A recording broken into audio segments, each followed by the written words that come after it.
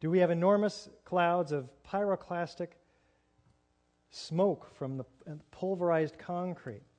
Watch the concrete entrained in the air racing down every street in each direction at 35 miles an hour. This incredible volume of pyroclastic dust enfolding itself.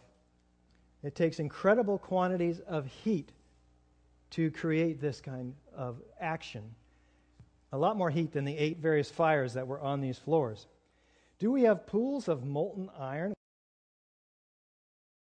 Let's start with the South Tower now. This section applies to the World Trade Center Twin Towers and Building 7.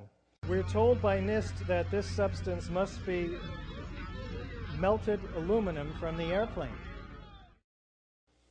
But melted aluminum looks like melted aluminum.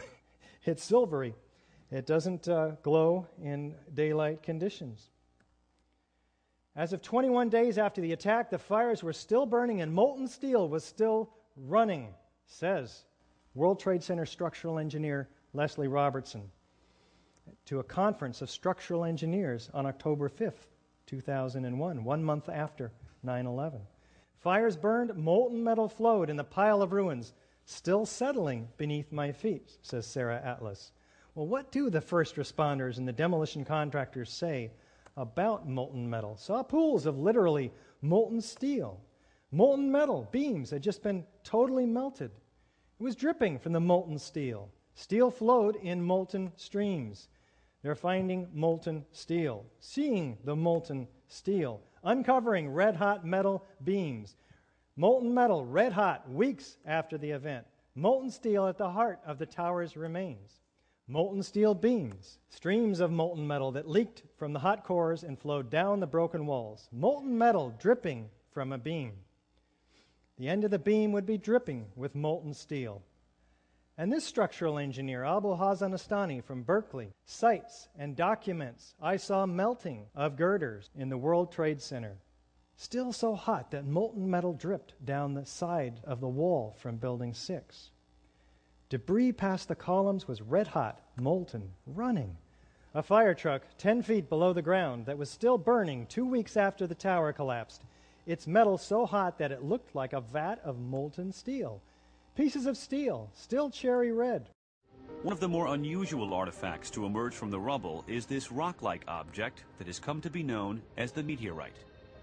It's this fused element of steel, molten steel and concrete and all of these things all fused by the heat. And architects, engineers, people who work with steel, welders have just never seen the level of destruction and the level of deformation of this material in our lives.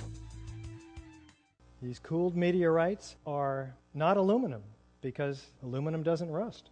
So it's not a melted airplane. What does the gentleman in charge of the cleanup at World Trade Center Ground Zero have to say about the molten metal? Mark Loiseau, the president of Controlled Demolition Incorporated, told the American Free Press that in the basements of the World Trade Center, where 47 central support columns connected to the bedrock, hot spots of literally molten steel were discovered more than a month after September 11th. These incredibly hot areas were found at the bottoms of the elevator shafts, down 7 basement levels. The molten steel was found 3, 4, and 5 weeks later when the rubble was being removed. He said that molten steel was also found at World Trade Center 7. The highest temperature was in the east corner of the South Tower, where a temperature of 1,377 degrees Fahrenheit was recorded. The molten steel in the basement was more than double that temperature. What are we talking about here? Here is Building 7 at A and B, and here is the North Tower and the South Tower. These hot spots are 1,340 to 1,370 degrees. These are the temperatures of the hottest office fires. There was no fire on the surface of Ground Zero after the collapses. What are we measuring here? We're measuring the molten metal that was seen by these first responders 4, 5, 6 stories down below in the basements. That was surely at least twice or 3 times these temperatures. What's the problem with that? Office fires, Eager says 1,200 degrees. NIST claims 1,800 degrees, for which we have no evidence for office fires of that temperature in the Trade Center towers. Well, when something's salmon or lemon colored, it's 15 or 1800 degrees.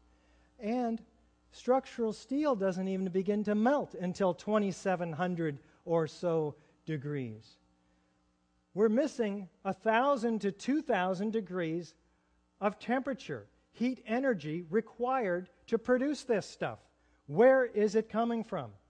We'll be taking a look at a possible suspect, thermite, which reaches temperatures of 4,500 degrees. Molten metal flowing off the substance held in the jaws of this backhoe. Now, let's listen to John Gross, lead engineer of NIST, tell us about the molten metal from his perspective. I'm curious about the pool of molten steel that was found in the bottom of the tower. I am too. And Please tell me about it. Have you seen it?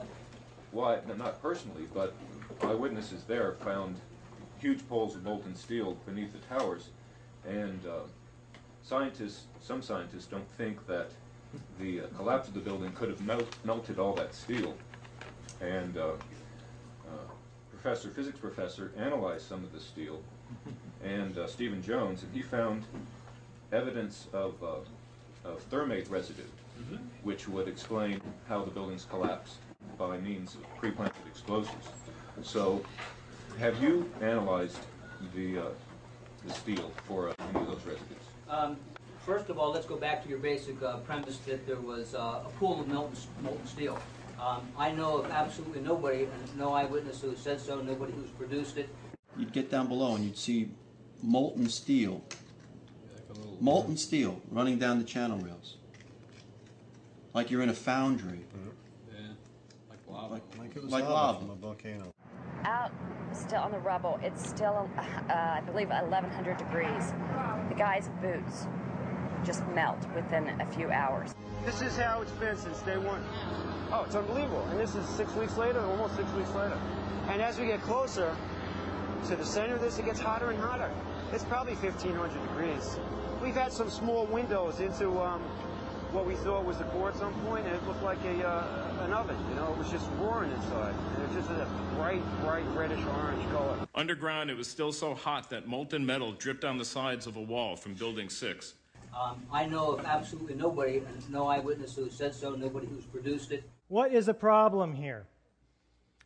We have plenty of eyewitnesses who have produced it. Somebody's lying. I'm going to leave it up to you to make your own conclusions. The last fire was not even extinguished for 3 months after 9/11. Tom Manley says you couldn't even begin to imagine how much water was pumped in there. It was like you were creating a giant lake.